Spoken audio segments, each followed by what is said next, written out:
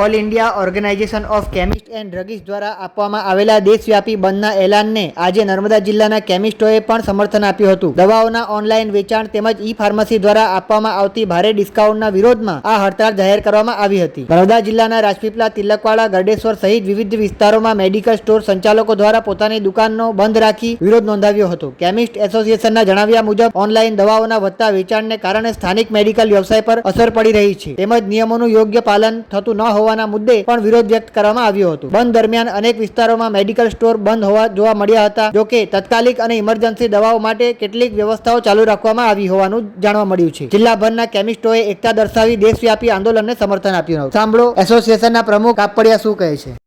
નર્મદા જિલ્લાના બધા કેમિસ્ટોએ all India medical એસોસિએશનને સહકાર આપી બંધ રાખેલ છે, જેમાં ઓનલાઈન વેચાણ જે થાય છે તે બંધ કરવા માટેની માગણી છે અમારી. અને જે કંઈ ઓનલાઈન ડુપ્લિકેટ દવાઓ, નાર્કોટિક દવાઓ બધી વેચાય છે એના અનુસંધાનમાં બંધ કરવાનું છે. અને ડિસ્કાઉન્ટ પણ ઓનલાઈન પર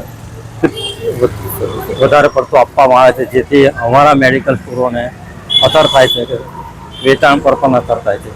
એવું મેડિકલ છે પણ દરેક ધંધામાં ઓનલાઈનમાં વેચાણ ઓછું થાય છે. જેવા આપણા નાના ગામડાઓ છે, શહેરોમાં પણ ધંધાકીય નુકસાન થાય છે.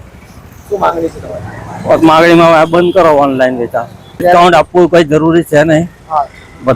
આમાં કોઈ નિયમ નથી કે ડિસ્કાઉન્ટ આપવું પડે.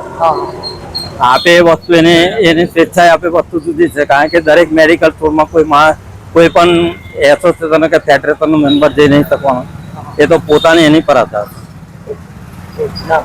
નયન કાપડિયા, સંઘાઈ ડિસ્ટ્રીબ્યુટર, નર્મદા જિલ્લા મેડિકલ એસોસિએશન પ્રમુખ.